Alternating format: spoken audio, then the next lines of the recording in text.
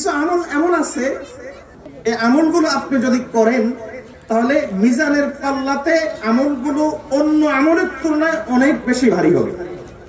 এক নম্বর আমল হলো বেশি বেশি করে লা ইলাহা ইল্লাল্লাহ জিকির করা। হাদিসের মধ্যে এসেছে রাসূলুল্লাহ সাল্লাল্লাহু আলাইহি ওয়াসাল্লাম বলেন, কিয়ামতের দিন এক ব্যক্তির আমলনামা খোলা হবে, ফায়ানশুরু লাহু 99 সিজিল্লা, তখন তার জন্য 99টা ফাইল খোলা হবে।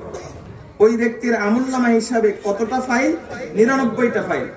নবী সাল্লাল্লাহু আলাইহি ওয়াসাল্লাম বলেন, কুল্লু সিজিল্লিন মিসলু মাদ্দিল বাসার, প্রত্যেকটা ফাইলের দৈর্ঘ্য হবে একজন মানুষের দৃষ্টি যে পরিমাণ যায় এই পরিমাণ দূরত্ব পর্যন্ত প্রত্যেকটা ফাইলের দৈর্ঘ্য হবে।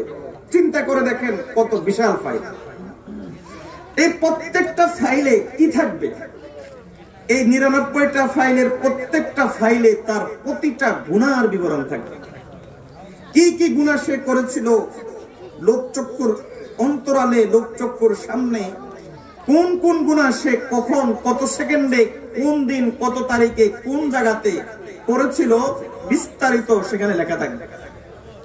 আল্লাহ তখন ওই ব্যক্তিকে জিজ্ঞেস করবেন, আতুনকিরু মিন হাযা শাইআ, এই যে বিশাল 99টা ফাইল তোমার কাছে খোলা হয়েছে, এই বিশাল বিশাল ফাইলের গুলোর মধ্যে তোমার সারা জিন্দেগীর যে গুনার বিবরণ দেওয়া আছে, এই গুনার বিবরণ গুলো কোনটা কি তুমি অস্বীকার করো?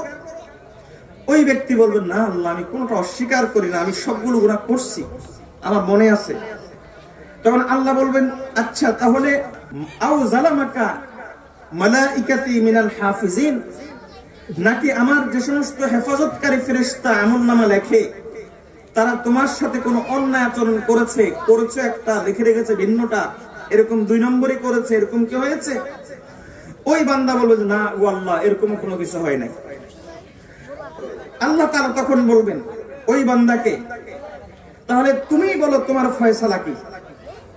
বান্দা তখন উত্তর দিবে, ও আল্লাহ, নাজাতের কোনো ব্যবস্থা নাই, তবে আপনার রহমত ছাড়া।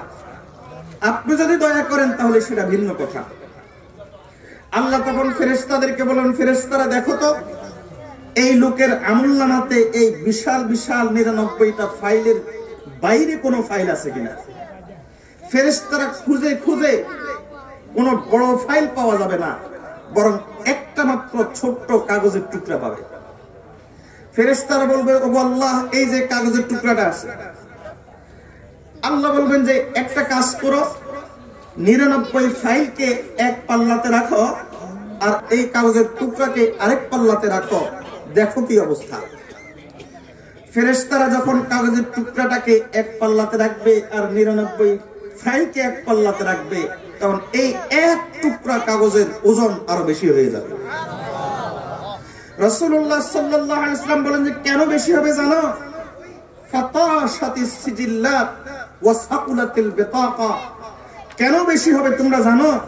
এর কারণ হলো ওয়ালা শাইউন আসকালু মা ইসমিল্লাহ, এর কারণ হলো আল্লাহর নামের চাইতে ভারী আর কোন জিনিস হতে পারে না। আর ওই কাগজের মধ্যে লেখা থাকবে লা ইলাহা ইল্লাল্লাহ, আল্লাহর নাম। এজন্য লা ইলাহা ইল্লাল্লাহ জিকির বেশি বেশি করে করবেন তো ইনশাআল্লাহ। আজকে থেকে একটা টার্গেট করে নেন যে আমি প্রতিদিন আমার ঈমানকে ঝালাই করব, প্রতিদিন আমার ঈমানকে নবায়ন করব।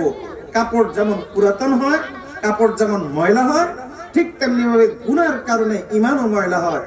যেমন ভাবে কাপড় সাবান দিয়ে পরিষ্কার করে নিতে হয়, নবীজি সাল্লাল্লাহু আলাইহি ওয়াসাল্লাম বলেন ঠিক তেমনি ভাবে জাদ্দিদু ঈমানাকুম, তোমাদের এই ঈমানটাকে বারবার পরিষ্কার করে করে নবায়ন করে নিতে হয়। সাহাবী বললেন, কিভাবে নবায়ন করব, পদ্ধতি কি? নবীজি সাল্লাল্লাহু আলাইহি ওয়াসাল্লাম বলেন, বিকাসরাতি কাউলি লা ইলাহা ইল্লাল্লাহ, বেশি করে লা ইলাহা ইল্লাল্লাহ বলবা, ঈমান ঝালাই হয়ে যাবে, ঈমান নতুন হয়ে যাবে।